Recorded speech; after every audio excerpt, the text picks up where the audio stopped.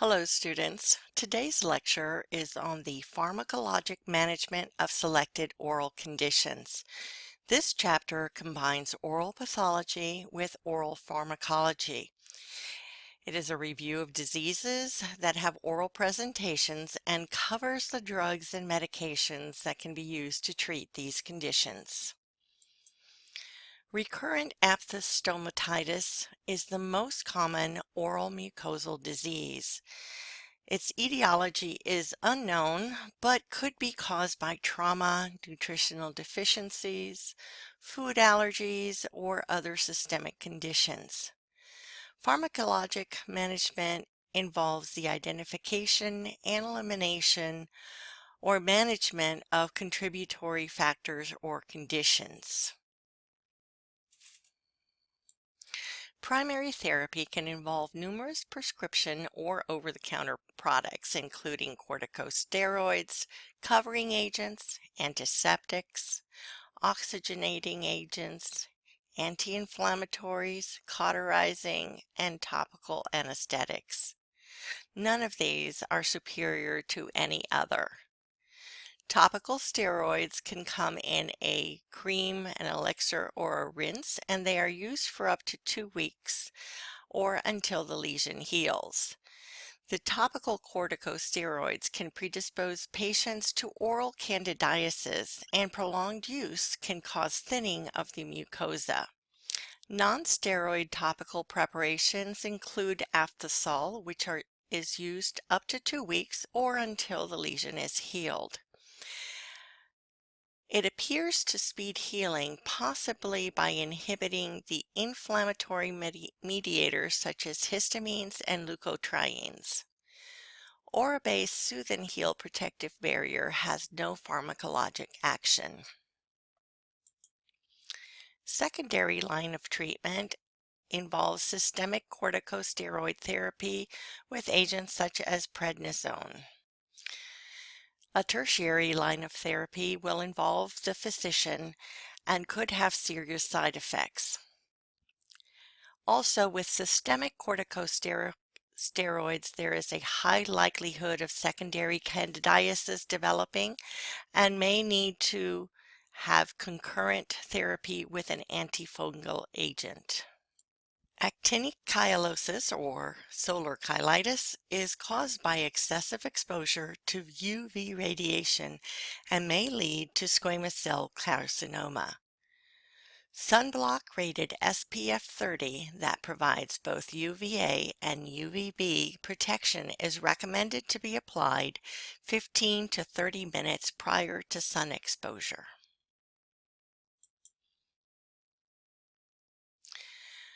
The herpes simplex virus type 1 or type 2 can be diagnosed based on history and clinical findings. The primary lesions can be painless or painful and usually occurs early in life. Recurrent infections usually present as herpes labialis. They can be triggered by sunlight, trauma, menstruation, fever, or can be seen in immunocompromised patients. Prescription medications are antiviral agents such as acyclovir, famciclovir, penciclovir, and valacyclovir. Over-the-counter topical agents, the only one that has FDA approval is docosanol. Candidiasis is an overgrowth of the fungus Candida albicans. It can be caused by excessive antibiotic use, immunosuppression, nutritional deficiencies, smoking, dentures, high carbohydrate diet, amongst others. The primary therapy includes topical antifungal agents such as nystatin, clotrimazole, and ketoconazole. Secondary therapy is used for patients who are non-responsive to the topical treatment, and it involves systemic oral antifungal agents such as fluconazole, ketoconazole, and itraconazole. Xerostomia is not a disease. It is dry mouth and is a condition characterized by reduced flow of saliva, which can be caused by a number of factors such as systemic disease or medications. Many drugs can produce xerostomia as a side effect. Also, systemic conditions such as type 2 diabetes as well as Sjogren's syndromes present with xerostomia. Clinical findings include lack of wetness of the oral mucosa, thick ropey saliva, no pooling of saliva in the floor of the mouth, cervical caries, candidiasis, and a mouth mirror being used as a retractor will stick to the mucosa during an examination. Treatment can be palliative to reduce dryness with salivary substitutes or artificial saliva products, or by using pharmacologic agents such as pilocarpine or cevimeline to force salivation. Since xerostomia can predispose patients to rampant caries, caries control is extremely important for these patients.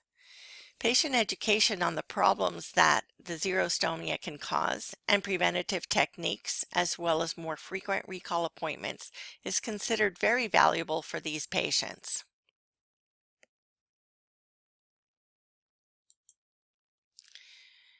Pericoronitis is bacterial plaque that accumulates below the operculum of a partially erupted molar, causing infection and inflammation of the tissues, which can be aggravated if there is an opposing tooth occluding on the operculum.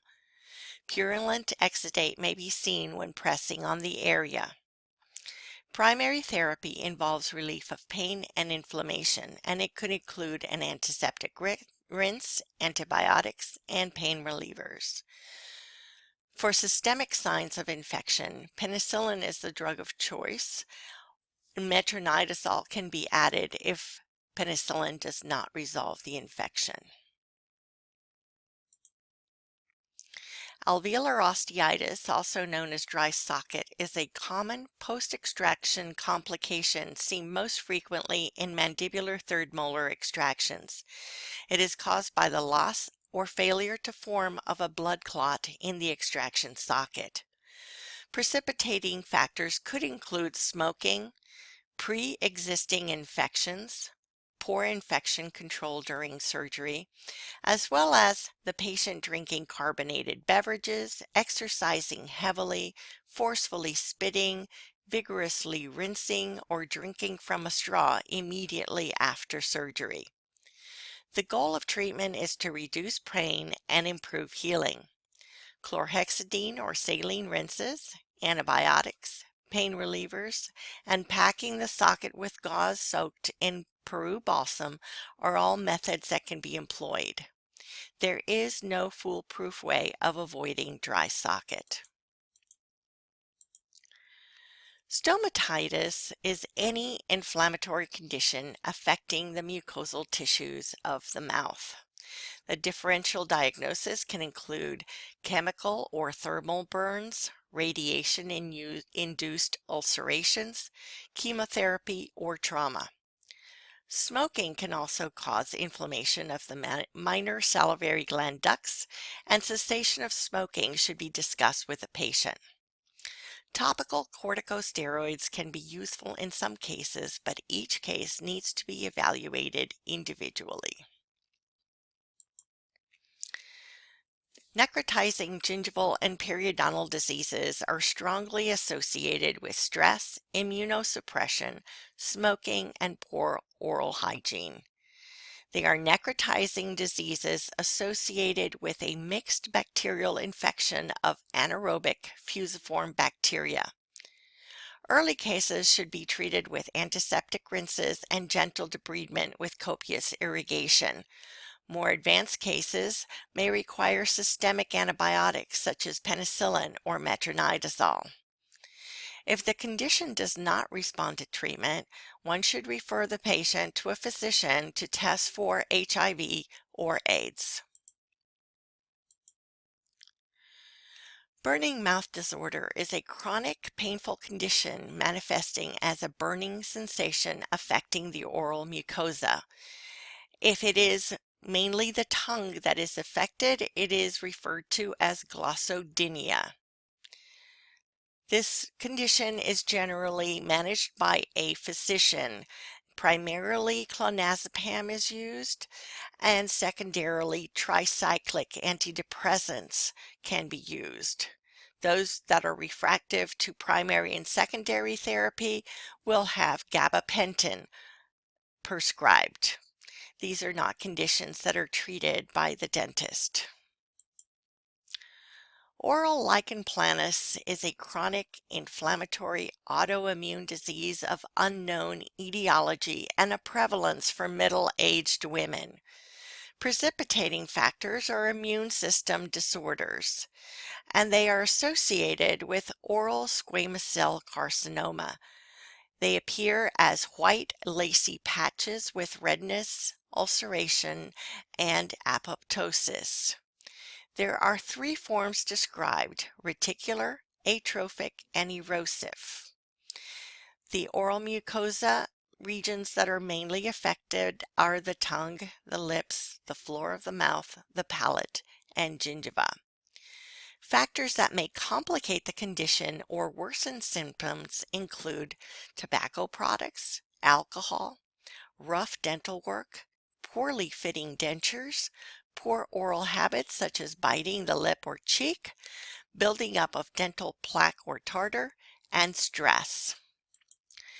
There is no known cure, but primary therapy involves the use of topical corticosteroids in the form of ointments, gels, or elixirs. When the lesions do not respond to primary therapy, systemic steroids can be employed. Any lesion that is seen that appears to be oral lichen planus should be referred to a physician for diagnosis and treatment. Erythema multiforme appears to be caused by a genetic predisposition or an inherited allergic host response, but the pathophysiology is not clear. It can present as a mild to moderate to potentially fatal and toxic epidermal necrolysis. These conditions need to be treated by a physician, and the treatment is aimed at reducing symptoms. Primary therapy can include topical anesthetics or antihistamines. Secondary therapy will always be done by a physician. To prevent this condition, a patient can use prophylactic antiviral therapy or avoid any suspected drug and all drugs with cross-reactive potential. Pemphigoid is a rare chronic mucocutaneous bullous condition which is heterogeneous autoimmune disease. It shows a positive Nikolsky sign, which is mucous membrane desquamation. It is generally treated with a topical steroid in a base that allows the medication to stick to the wet oral tissues. This medication is called Orabase. Kenalog is the steroid. Topical treatment may be inadequate, and the patient should be referred to their physician for further evaluation and treatment. Knowledge of products that are effective and how to use these products is important for dental hygienists. It is also important to recognize common adverse drug effects and recognize oral lesions, although it is the dentist who provides the diagnosis. It is important to be able to explain application instructions, warnings, and potential adverse effects to the patient. It is important to schedule maintenance to monitor the condition and to be able to clarify information for the patient when needed. This concludes this lecture.